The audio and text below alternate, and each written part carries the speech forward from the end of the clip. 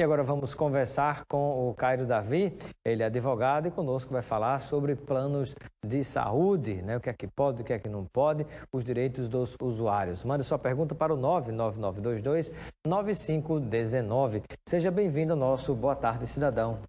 Obrigado, Robson. Obrigado pela oportunidade de falar para a população em geral dos nossos direitos, que muitas vezes são tolhidos, são negados, e a gente tem que ficar atento.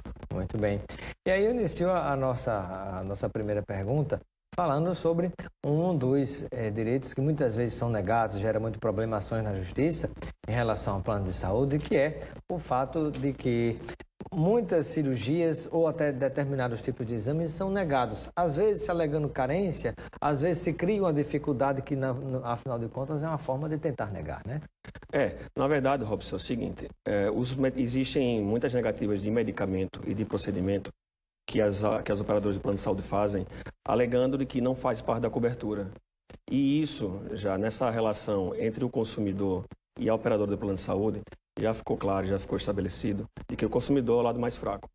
Então, quem tem o posicionamento para poder fazer esse equilíbrio e determinar é a parte técnica, que é o médico. Então, logo, já é simulado que se o médico ele prescreveu, se o médico ele determinou de que o medicamento, de que o exame é para ser aplicado ao paciente, isso é para ser feito.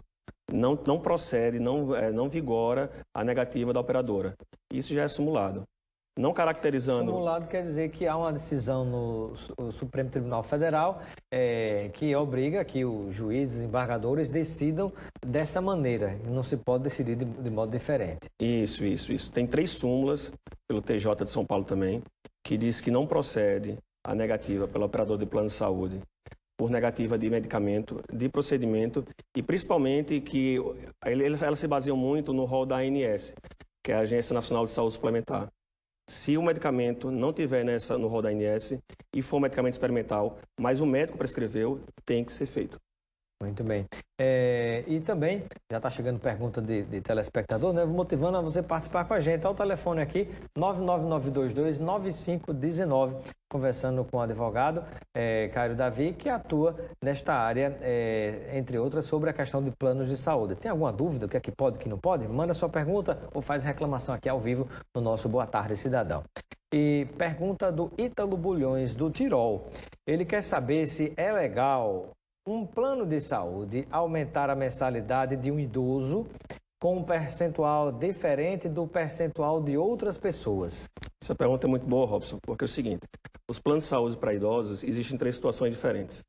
O plano de saúde feito a partir de janeiro de 2004, o último reajuste dele tem que ser até os 59 anos de idade. O plano de saúde feito entre 99 e 2004, ele tem que conter 7 faixas de reajuste, podendo ser a última até os 70 anos. Mas caso o idoso tenha mais de 10 anos no plano de saúde, só pode ser reajustado até os 59 anos também. E os planos de saúde antes de 99, nem o Estatuto do Idoso e nem o Código de Defesa do Consumidor prevalece. Prevalece o que está em contrato.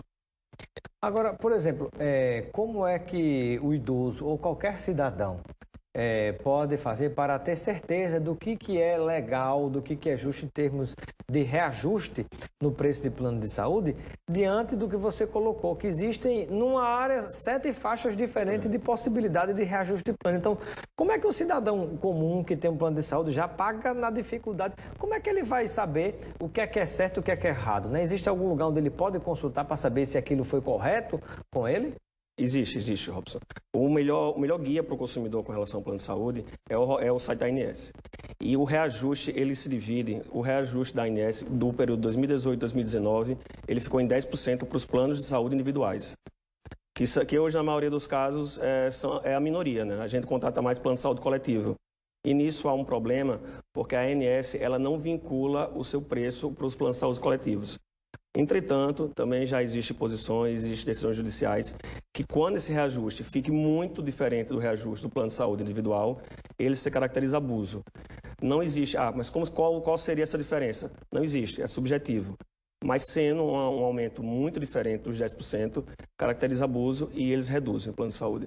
E é obrigado a reduzir esse reajuste. Muito bem. Mais pergunta do telespectador. Quem está nos acompanhando agora é a Cátia, que está em Lagoa Nova. Ela gostaria de saber se a pessoa não tiver condição de pagar um advogado, como ela pode fazer para reclamar em relação à negativa de prestação de serviços. Isso é muito interessante também, porque primeiro procurar os institutos de defesa do consumidor, por exemplo, o PROCON, estadual, municipal. A Defensoria Pública cabe nesses casos? Sim, a Defensoria Pública também. Isso é interessante porque às vezes a pessoa... suficiente, né? Exato. Às vezes a pessoa imagina que pelo fato de alguém ter um determinado plano de saúde, é como se a pessoa tivesse uma condição financeira de poder contratar um advogado, de poder assumir outros custos, mas muitas vezes tem gente que necessita extremamente de um plano de saúde, mas às vezes nem é a pessoa que paga. Alguém da família que ajuda, outra pessoa que ajuda. Isso também acontece, né? Claro, todas essas comprovações são necessárias, mas a Defensoria Pública pode ser, no caso de hipossuficiente, a OAB, a própria OAB, e nós da ABA, que é a Associação Brasileira de Advogados, estamos criando agora no mês de outubro a Comissão de Direito Médico, a qual vou presidir aqui em Natal, e também a ABA, junto com a OAB, junto com o PROCON, sempre aberto e sempre para defender os direitos dos consumidores. Mais pergunta do telespectador. Lúcia, do Passo da Pátria, ela disse que teve câncer de mama há 2 anos, fez um plano de saúde há 3 meses e esta semana descobriu que o câncer voltou. Ela disse que o plano dela negou a quimioterapia. Quer saber se isso é possível? Não, a quimioterapia nos planos de saúde, respeitando o período de carência, que tem que ver qual é o seu plano, mas não pode ser negado.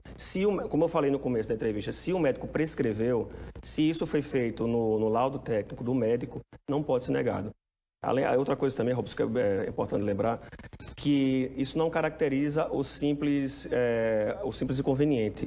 E o abuso de direito, ele caracteriza o dano moral. Então, além do fato de que ele tem, sim, que ser feito, que ser prescrito porque o médico determinou, ainda caracteriza a outra ação, o dano moral.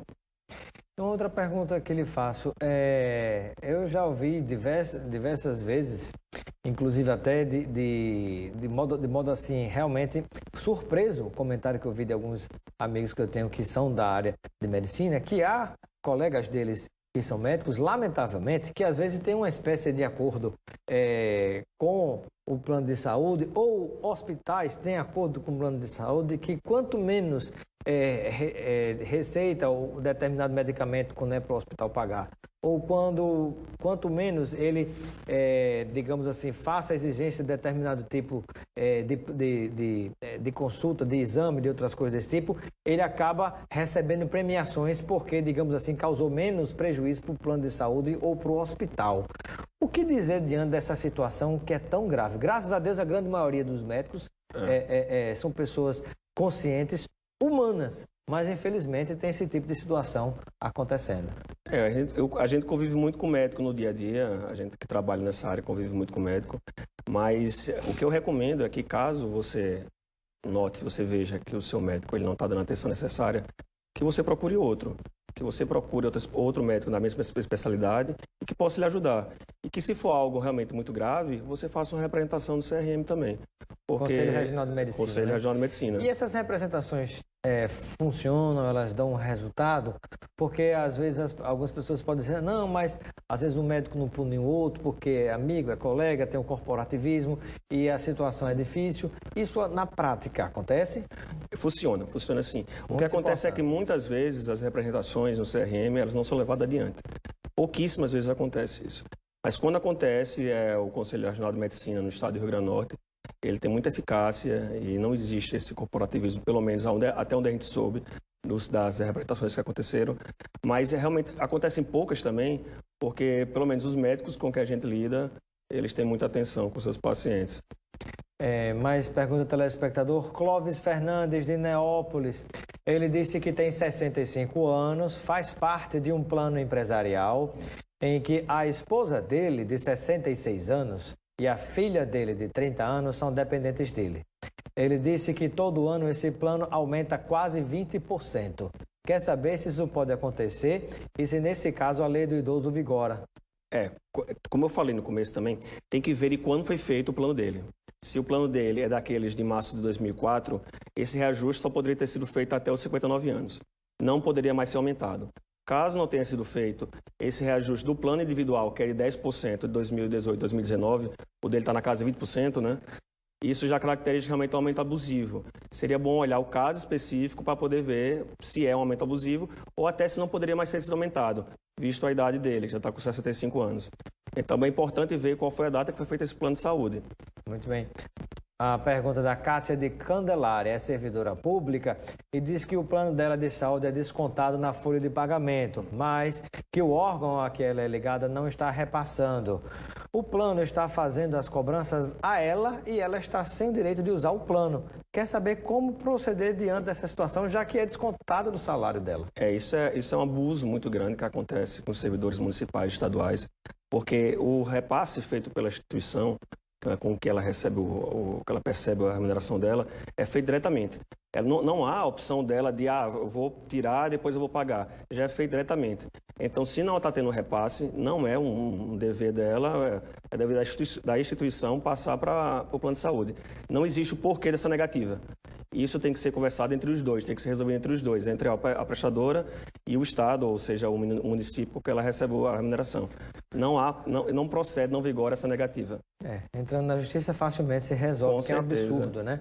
A última pergunta, está digitando nome e bairro ainda, mas a pergunta é a seguinte, pronto, chegou o nome dela. Gabriela, ela disse que o convênio de uma amiga negou a fazer a cirurgia de um filho porque o médico deu o laudo em uma folha de receituário.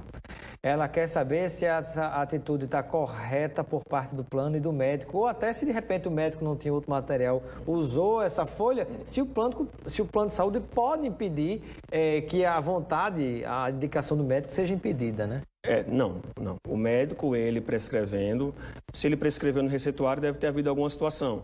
Ele poderia, o médico, refazer essa solicitação e o plano de saúde aceitar. Mas mesmo assim, como foi dito, se o médico prescreve, não procede nenhuma negativa.